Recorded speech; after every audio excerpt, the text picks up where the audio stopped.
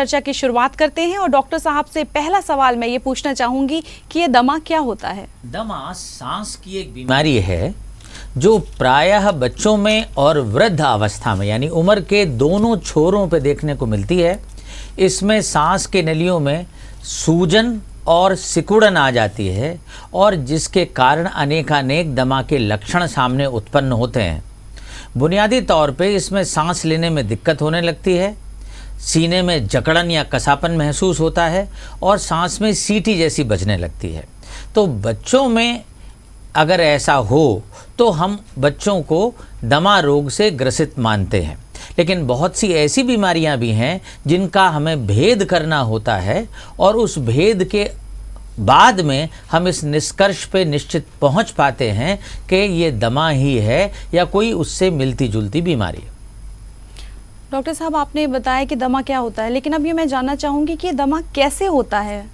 दिव्या जी, मैं एक बहुत मोटे से उदाहरण से आपको समझाने का प्रयास करता हूँ। एक माचिस की तीली जला के आप फर्श पे फेंकते हैं जी, एक आध मिनट जलेगी और फिर बुझ जाएगी। बिल्कुल।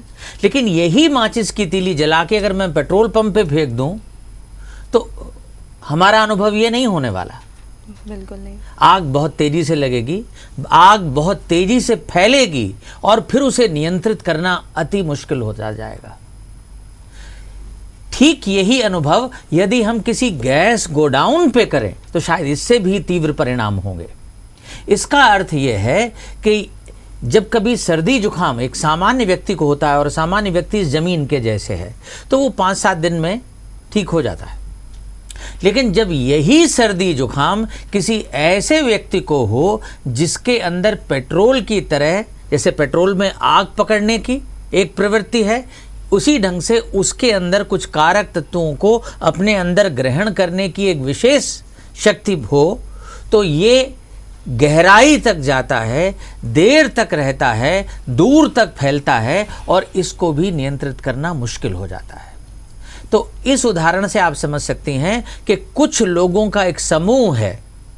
लगभग किसी समय हमारे समाज में 10 से 15% बच्चे और लगभग 5 से 10% वयस्क लोगों को ये संवेदकता होती है और ये जेनेटिकली प्राइम्ड है, यानी अनुवांशिक है, पीढ़ी दर पीढ़ी चलती है, वंशानुगत है।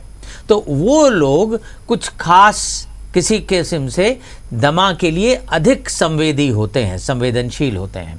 और जब कभी वातावरण में मौजूद कुछ कारक तत्व जो दमा को, जैसे मैंने पेट्रोल पंप पे माचिस की तीली फेंकी थी, तो पेट्रोल में जो आग पकड़ने की सामर्थ्य है वो उसकी अति संवेदकता है, और जो माचिस की तीली मैंने फेंकी आप समझ सकते हैं वो कारक तत्व है। तो जब ऐसे व्यक्ति उन कारक तत्वों के संपर्क में आते हैं तो उनकी श्वास नली में प्रदाह यानी इन्फ्लेमेशन हो जाता है। इस इन्फ्लेमेशन के कारण इस दमा से संबंधित लक्षण निर्मित होते हैं। तो ये है दमा के पैदा होने की संपूर्ण व्यवस्था का खुलासा। साहब, जैसे किसी मरीज को दमा हो गया तो वो पहचाने कैसे, पहचानने के तरीकों के बारे में कुछ आप हमारे दर्शकों को बताइए। हाँ, देखिए, बड़ी मोटी मोटी सी बातें हैं, मुख्तसर सी, मैं चाहूँगा उस पर लोग ध्यान करें। यदि किसी व्यक्ति को सर्दी जुकाम जल्दी होता है या जल्दी जल्दी होता रहता है और देर तक चलता है, यानी 10 दिन या उससे अधिक, छींकें बहुत आती हैं सुबह होने पे, नहाने के बाद, किसी जगह जाने पे अचानक छींकें आने लगती हैं और ढेर सी छींकें आती हैं। यदि सर्दी जुकाम जब भी होता है तो सर्दी छाती में उतर जाती है, पसली चलने लगती है, यह सर्दी कान की तरफ बढ़ जाती है, कान में दर्द शुरू हो जाता है, कान बहने भी लग सकते हैं, सांस में सीटी जैसी आवाज आती है,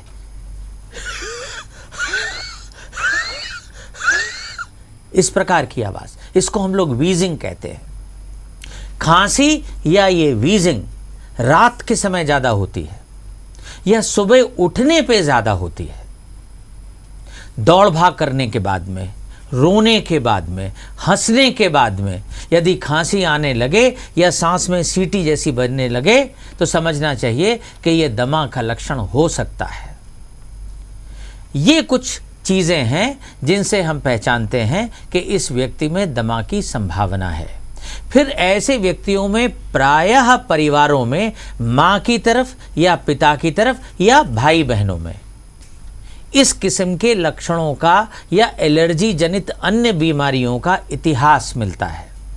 यानी माँ के माता पिता भाई बहन में, पिता के माता पिता भाई बहन में या बच्चे के भाई बहनों में हमें नाक की एलर्जी, आँख की एलर्जी, सांस की एलर्जी जिसे हम दमा कहते हैं, तो डॉक्टर साहब या यहाँ पे त्वचा की एलर्जी, इसके होने की संभावना मिलती है।